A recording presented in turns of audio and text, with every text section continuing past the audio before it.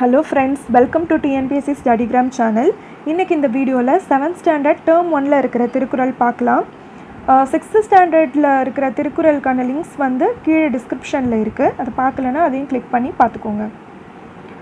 Okay, start பண்ணலாம். நுழையும் முன் அணுவை துளைத்து 7 கடலை புகட்டி குறுக தரித்த குறள் என்று திருக்குறளின் பெருமையை ஔவையார் போற்றுகிறார். மனித சமுதாயத்தை ஆழ்ந்து நோக்கி அது எவ்வாறு வாழ வேண்டும் என்று நன்கு சிந்தித்து எழுதப்பட்ட நூல் திருக்குறள். இது போன்ற ஒரு நூல் உலகில் எந்த மொழியிலும் இதுவரை தோன்றியது இல்லை என்பர். அத்தகைய பெருமைமிகு திருக்குறளை படிப்போம். முதல் குறள், அழுக்காராமை. ஒழுக்காரா கொள்க ஒருவன் தன் நெஞ்சத்து அழுக்காறு இல்லாத இயல்பு. ஒழுக்காரா கொள்க ஒருவன் தன் நெஞ்சத்து அழுக்காறு இல்லாத இயல்பு. இந்த குறளுக்கான பொருள், ஒருவர் தன் நெஞ்சில் பொறாமை இல்லாத குணத்தையே ஒழுக்க நெறியாக கொண்டு வாழ வேண்டும். அடுத்து, அவ்விய நெஞ்சத்தான் ஆக்கமும் செவ்வியான் கேடும் நினைக்கப்படும். அவ்விய நெஞ்சத்தான் ஆக்கமும் செவ்வியான் கேடும் நினைக்கப்படும். இந்த குறளுக்கான பொருள், பொறாமை கொண்டவருடைய செல்வமும் பொறாமை இல்லாதவருடைய வறுமையும் சான்றோரால் ஆராயப்படும். பொறாமை கொண்டவருடைய செல்வமும் பொறாமை இல்லாதவருடைய வறுமையும் சான்றோரால் ஆராயப்படும். அடுத்து, புறங்கூறாமை. கண்ணின்று கண் அறச் சொல்லினும் சொல்லற்க முன்னின்று பின்னோக்கா சொல்.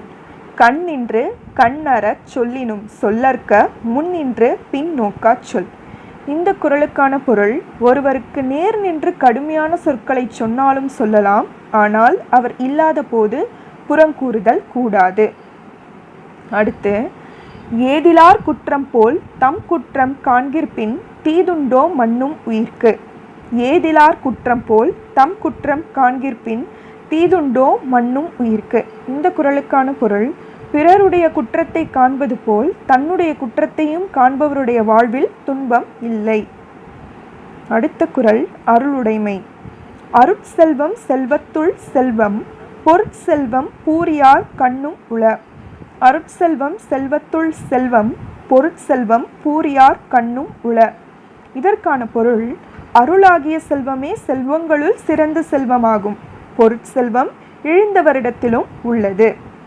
அடுத்த குறள், வலியார் முன் தன்னை நினைக்க தான் தன்னின் மெலியார் மேல் செல்லும் இடத்து. வலியார் முன் தன்னை நினைக்க தான் தன்னின் மெலியார் மேல் செல்லும் இடத்து. இந்த குறளுக்கான பொருள், ஒருவர் தன்னை விட மெலிந்தவரை துன்புறுத்தும் போது தன்னை விட வலிமை உடையவரின் முன் தான் அஞ்சி நிற்கும் நிலையை எண்ணி பார்த்தல் வேண்டும். அடுத்து, வாய்மை. வாய்மை எனப்படுவது யாதெனின் யாதொன்றும் தீமை இல்லாத சொலல். வாய்மை எனப்படுவது யாதெனின் யாதொன்றும் தீமை இல்லாத சொலல். இந்த குறளுக்கான பொருள், வாய்மை எனப்படுவது மற்றவருக்கு ஒரு தீங்கும் தராத சொற்களை சொல்லுதல் ஆகும். அடுத்து, தன் நெஞ்சு அறிவது பொய்யற்க பொய்த்த பின் தன் நெஞ்சே தன்னை சுடும். தன் நெஞ்சு அறிவது பொய்யற்க பொய்த்த பின் தன் நெஞ்சே தன்னை சுடும். இந்த குறளுக்கான பொருள், ஒருவர் தன் நெஞ்சறிய பொய் சொல்லக்கூடாது. அவ்வாறு கூறினால் அவர் நெஞ்சமே அவனை வருத்தும். அடுத்து, உள்ளத்தால் பொய்யாது ஒழுகின் உலகத்தார் உள்ளத்துள் எல்லாம் உளன். உள்ளத்தால் பொய்யாது ஒழுகின் உலகத்தார் உள்ளத்துள் எல்லாம் உளன். இந்த குறளுக்கான பொருள், உள்ளத்தில் பொய்யில்லாமல் வாழ்பவர் உலகத்தார் உள்ளங்களில் எல்லாம் இருப்பவர் ஆவார். அடுத்து, இறைமாட்சி. இயற்றலும் ஈட்டலும் காத்தலும் காத்த வகுத்தலும் வல்லது அரசு. இயற்றலும் ஈட்டலும் காத்தலும் காத்த வகுத்தலும் வல்லது அரசு. இதற்கான பொருள், பொருள் வரும் வழிகளை அறிதலும் அவ்வழிகளில் பொருள்களை சேர்த்தலும் சேர்த்த பொருளை பாதுகாத்தலும் காத்த பொருளை பயனுள்ள வகையில் திட்டமிட்டு செலவிடுதலும் சிறந்த அரசின் செயலாகும். அடுத்த நூல்வெளி இன்னும் ரொம்ப இம்பார்ட்டண்ட். திருக்குறளை தந்த திருவள்ளுவர் 2000 ஆண்டுகளுக்கு முற்பட்டவர் என்று கூறுவர். இவர் முதற்பாவலர், பொய்யில் புலவர், சென்னா போதார் போன்ற சிறப்பு பெயர்களாலும் குறிப்பிடப்படுகிறார். தமிழ் நூல்களில் திரு என்னும் அடைமொழியோடு வருகின்ற முதல் நூல் திருக்குறள் ஆகும்.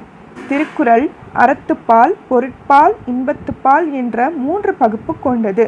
இதில் அறம் 38, பொருள் 70, இன்பம் 25 என மொத்தம் 133 அதிகாரங்கள் உள்ளன. அதிகாரத்திற்கு 10 குறள்கள் வீதம் 1330 குறட்பாக்கள் உள்ளன. இதற்கு முப்பால், தெய்வநூல், பொய்யாமொழி போன்ற பிற பெயர்களும் உள்ளன. ஸோ இது மதிப்பீடு.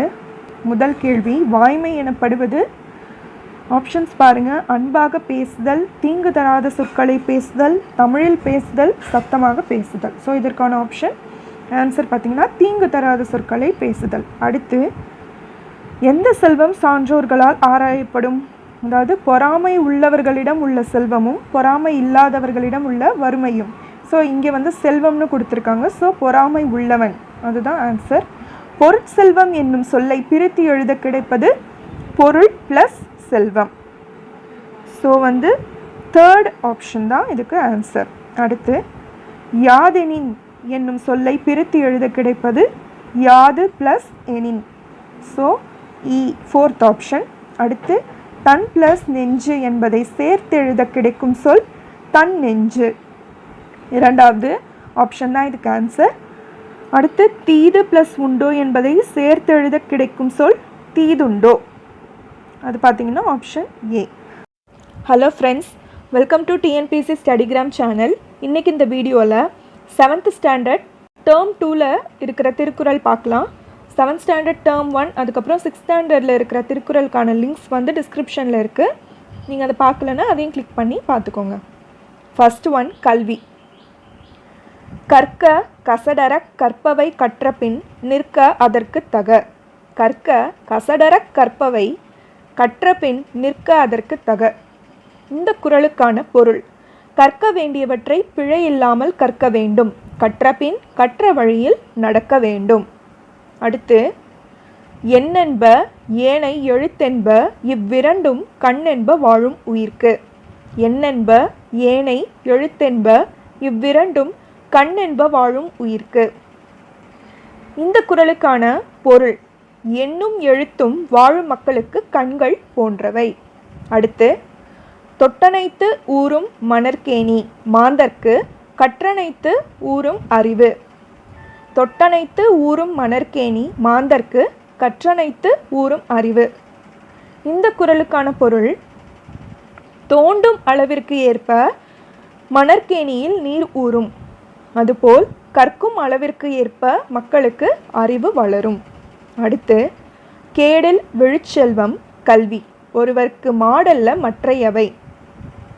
கேடில் விழுச்செல்வம் கல்வி, ஒருவர்க்கு மாடல்ல மற்றையவை. இந்த குறளுக்கான விளக்கம்: அழிவில்லாத சிறந்த செல்வம் கல்வியே, ஒருவருக்கு அதனை விட சிறந்த செல்வம் வேறு இல்லை. அடுத்து, தெரிந்து செயல்வகை. செய்தக்க அல்ல செயக்கெடும், செய்தக்க செய்யாமை யானும் கெடும். செய்தக்க அல்ல செயக்கெடும், செய்தக்க செய்யாமை யானும் கெடும். இந்த குறளுக்கான பொருள்: செய்யத்தகாத செயல்களை செய்வதாலும் செய்யத்தக்க செயல்களை செய்யாமல் விடுவதாலும் தீமை உண்டாகும். அடுத்த குறள்: எண்ணி துணிக கருமம் துணிந்த பின் எண்ணுவம் என்பது இழுக்கு. எண்ணி துணிக கருமம் துணிந்த பின் எண்ணுவம் என்பது இழுக்கு. இந்த குறளுக்கான பொருள்: எந்த செயலையும் நன்கு சிந்தித்த பின் தொடங்க வேண்டும், தொடங்கிய பின் எண்ணி பார்க்கலாம் என்பது குற்றமாகும். அடுத்து, நன்றாற்றல் உள்ளும் தவறுண்டு அவரவர் பண்பறிந்து ஆற்றா கடை. நன்றாற்றல் உள்ளும் தவறுண்டு அவரவர் பண்பறிந்து ஆற்றா கடை. இதற்கான பொருள்: நாம் ஒருவருடைய பண்பை அறிந்து அவருக்கு நன்மை செய்ய வேண்டும், இல்லாவிட்டால் நன்மை செய்தாலும் தீமை சேரும். அடுத்து, சுற்றந்தழால். காக்கை கரவா கரைந்துண்ணும் ஆக்கமும் அன்ன நீரார்க்கே உள. காக்கை கரவா கரைந்துண்ணும் ஆக்கமும் அன்ன நீரார்க்கே உள. இந்த குறளுக்கான பொருள்: காகம் தனக்கு கிடைத்ததை மறைக்காமல் தன் சுற்றத்தாரை கூவி அழைத்து உண்ணும், அத்தகைய பண்பு உடையவர்களிடமே செல்வமும் சேரும். அடுத்து மடியின்மை. இந்த குறள் பார்த்தீங்கன்னா, மடியை மடியா ஒழுகல், குடியை குடியாக வேண்டுபவர். மடியை மடியா ஒழுகல், குடியை குடியாக வேண்டுபவர். இந்த குறளுக்கான பொருள்: தம் குடியை சிறப்புடைய குடியாகச் செய்ய விரும்புபவர் சோம்பலை துன்பமாக கருதி முயற்சியோடு வாழ்தல் வேண்டும். அடுத்து இடுக்கண் அழியாமை. இடும்பைக்கு இடும்பை படுப்பர், இடும்பைக்கு இடும்பை படாதவர். இடும்பைக்கு இடும்பை படுப்பர், இடும்பைக்கு இடும்பை படாதவர். இதற்கான பொருள்: துன்பம் வந்தபோது வருந்தி கலங்காதவர் அந்த துன்பத்திற்கே துன்பம் உண்டாக்கி அதனை வென்றுவிடுவர். மதிப்பீடு. சரியான விடையை தேர்ந்தெடுத்து எழுதுக. முதல் வினா: எதனால் தீமை உண்டாகும்? ஆப்ஷன்ஸ் பாருங்க. செய்ய தகுந்த செயல்களை செய்வதால், செய்ய தகாத செயல்களை செய்யாமல் இருப்பதால், செய்ய தகுந்த செயல்களை செய்யாமல் இருப்பதால், எதுவும் செய்யாமல் இருப்பதால். ஸோ இது ஆப்ஷன் இ, தேர்ட் ஆப்ஷன். செய்ய தகுந்த செயல்களை செய்யாமல் இருப்பதால் தீமை உண்டாகும். அடுத்து, தன் குடியை சிறந்த குடியாக செய்ய விரும்புபவரிடம் என்ன இருக்கக்கூடாது? சோம்பல், சுறுசுறுப்பு, ஏழ்மை, செல்வம். சோம்பல் இருக்கக்கூடாது. அடுத்து,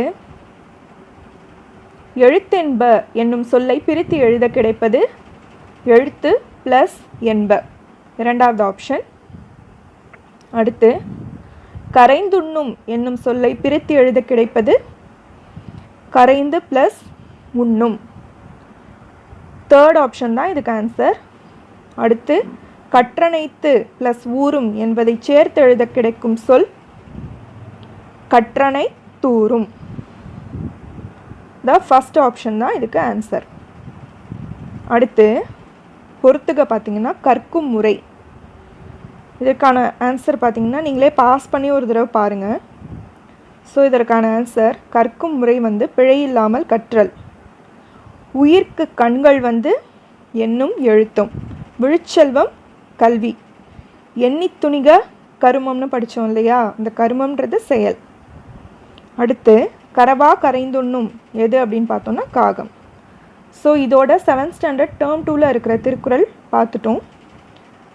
இது உங்களுக்கு யூஸ்ஃபுல்லாக இருந்தால் மறக்காமல் சேனலை சப்ஸ்கிரைப் பண்ணுங்கள், வீடியோவை லைக் பண்ணுங்கள், ஷேர் பண்ணுங்கள். And all the best for your preparations. Thank you.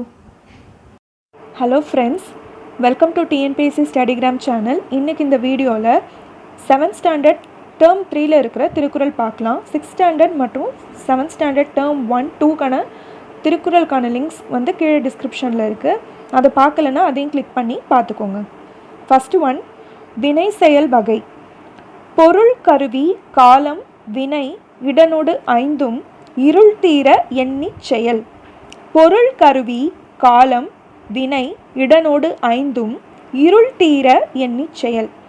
இந்த குறளுக்கான பொருள்: வேண்டிய பொருள், ஏற்ற கருவி, தகுந்த காலம், மேற்கொள்ளும் செயலின் தன்மை, உரிய இடம் ஆகிய ஐந்தையும் ஐயம் தீர ஆராய்ந்து ஒரு செயலை செய்ய வேண்டும். அடுத்து, வினையால் வினையாக்கி கோடல், நனைக்கவுள் யானையால் யானையா தற்று. வினையால் வினையாக்கி கோடல், நனைக்கவுள் யானையால் யானையா தற்று. இந்த குறளுக்கான விளக்கம்: ஒரு யானையை கொண்டு மற்றொரு யானையை பிடிப்பர். அதுபோல ஒரு செயலை செய்யும் போதே அச்செயலால் மற்றொரு செயலையும் செய்து முடித்து கொள்ளல் வேண்டும். இந்த குறளில் பயின்று வந்துள்ள அணி என்னன்னு பார்த்தீங்கன்னா, உவமை அணி. அதாவது தெரிந்த ஒரு பொருளை வைத்து தெரியாத ஒன்றை பற்றி விளக்குவது உவமை அணி. இதில் யானையை வைத்து யானை பிடிப்பது அப்படின்றத சொல்லி அதன் மூலயமா வினையால் இன்னொரு வினையை செய்தல் அப்படின்றது சொல்லியிருக்கிறதுனால இது உவமை அணி. அடுத்து, அவை அஞ்சாமை. கற்றாருள் கற்றார் எனப்படுவர், கற்றார் முன் கற்ற செலச் சொல்லுவார். கற்றாருள் கற்றார் எனப்படுவர், கற்றார் முன் கற்ற செலச் சொல்லுவார். இந்த குறளுக்கான பொருள்: தாம் கற்றவற்றை கற்றவர் முன் தெளிவாக சொல்ல வல்லவர் கற்றவருள் மிகவும் கற்றவராக மதிக்கப்படுவார். அதாவது தாம் கற்றவற்றை கற்றவர் முன் தெளிவாக சொல்ல வல்லவர் கற்றவருள் மிகவும் கற்றவராக மதிக்கப்படுவார். அடுத்து, கற்றார் முன் கற்ற செலச் சொல்லி தாம் கற்ற மிக்காருள் மிக்க கொளல். கற்றார் முன் கற்ற செலச் சொல்லி தாம் கற்ற மிக்காருள் மிக்க கொளல். இந்த குறளுக்கான பொருள்: கற்றவர் முன் தான் கற்றவற்றை மனத்தில் பதியும்படி சொல்லி அவர்கள் கற்றவற்றையும் கேட்டு அறிந்து கொள்ள வேண்டும். அடுத்து, நாடு: உரு பசியும் ஓவா பிணியும் செருப்பகையும் சேராது இயல்வது நாடு. உரு பசியும் ஓவா பிணியும் செருப்பகையும் சேராது இயல்வது நாடு. இந்த குறளுக்கான பொருள்: மிக்க பசியும் ஓயாத நோயும் அழிவு செய்யும் பகையும் சேராமல் நல்ல வகையில் நடைபெறுவதே நாடாகும். அடுத்த குறள்: நாடென்ப நாடா வளத்தன நாடல்ல நாட வளம் தரு நாடு. நாடென்ப நாடா வளத்தன நாடல்ல நாட வளம் தரு நாடு. இந்த குறளுக்கான பொருள்: பெரிய அளவில் முயற்சி இல்லாமல் வளம் தரும் நாடே சிறந்த நாடாகும். முயற்சி செய்து சேரும் வளத்தை உடைய நாடு சிறந்த நாடு ஆகாது. அடுத்து, அரண்: மணி நீரும் மண்ணும் மலையும் அணிநிழல் காடும் உடையது அரண். மணி நீரும் மண்ணும் மலையும் அணிநிழல் காடும் உடையது அரண். இந்த குறளுக்கான பொருள்: தெளிந்த நீரும் நிலமும் மலையும் அழகிய நிழல் உடைய காடும் ஆகிய நான்கும் உள்ளதே அரண் ஆகும். அடுத்து, எனை மாட்சித்து ஆகிய கண்ணும் வினை மாட்சி இல்லார்கண் இல்லது அரண். எனை மாட்சித்து ஆகிய கண்ணும் வினை மாட்சி இல்லார்கண் இல்லது அரண். இந்த குறளுக்கான பொருள்: அரண் எவ்வளவு பெருமையுடையதாக இருந்தாலும் செயல் சிறப்பு இல்லாதவரிடத்தில் அது பயனில்லாதது ஆகும். அடுத்து, பெருமை: பிறப்புக்கும் எல்லா உயிர்க்கும் சிறப்பு ஒவ்வா செய்தொழில் வேற்றுமை யான். பிறப்புக்கும் எல்லா உயிர்க்கும் சிறப்பொவ்வா செய்தொழில் வேற்றுமையான். இந்த குறளுக்கான பொருள்: பிறப்பால் மக்கள் அனைவரும் ஒத்த இயல்புடையவர்களே. அவர்கள் செய்யும் நன்மை தீமை ஆகிய செயல்களால் அவர்களது சிறப்பியல்கள் ஒத்திருப்பதில்லை. அடுத்து பார்த்திங்கன்னா, பெருமை உடையவர் ஆற்றுவார் ஆற்றின் அருமை உடைய செயல். பெருமை உடையவர் ஆற்றுவார் ஆற்றின் அருமை உடைய செயல். இந்த குறளுக்கான பொருள்: உயர்ந்த பண்புகளை உடையவர் செய்வதற்கு அரிய செயல்களை உரிய நெறிமுறையில் செய்து முடிப்பர். அடுத்து, மதிப்பீடு. ஃபர்ஸ்ட் ஒன்: எது ஒரு நாட்டின் அரண் அன்று? அரண் எது இல்லை இவற்றுள் அப்படின்னு கேட்குறாங்க. ஆப்ஷன்ஸ் பாருங்கள்: காடு, வயல், மலை, தெளிந்த நீர். ஸோ இதில் வயல் தான் ஒரு நாட்டினுடைய அரண் அன்று. மற்ற மூன்றும் அந்த குறளில் அரணாக குறிப்பிடப்பட்டிருக்கு. அடுத்து, மக்கள் அனைவரும் எதனால் ஒத்த இயல்புடையவர்கள்? மக்கள் அனைவரும் பிறப்பால் ஒத்த இயல்புடையவர்கள். பாஸ் பண்ணி நீங்கள் ஆன்சர் சொல்லிவிட்டு அப்புறம் வெரிஃபை பண்ணிக்கோங்க. அடுத்து பார்த்தீங்கன்னா, நாடென்ப என்னும் சொல்லை பிரித்து எழுத கிடைப்பது நாடு ப்ளஸ் என்ப. ஸோ நாடு ப்ளஸ் என்ப இது பார்த்தீங்கன்னா தேர்ட் ஆப்ஷன் தான் இதுக்கு ஆன்சர். அடுத்து, கண் ப்ளஸ் இல்லது என்பதை சேர்த்தெழுத கிடைக்கும் சொல் கண் இல்லது. ஸோ இதற்கான ஆன்சர் ஆப்ஷன் இ, லாஸ்ட் ஆப்ஷன் தான் இதுக்கான ஆன்சர். ஸோ இதோட 7th ஸ்டாண்டர்ட் திருக்குறள் பார்த்துட்டோம். இந்த வீடியோ உங்களுக்கு யூஸ்ஃபுல்லாக இருந்தால் மறக்காமல் லைக் பண்ணுங்கள், சேனலை சப்ஸ்கிரைப் பண்ணுங்கள், ஃப்ரெண்ட்ஸ்க்கும் ஷேர் பண்ணுங்கள். And all the best for your preparations. Thank you.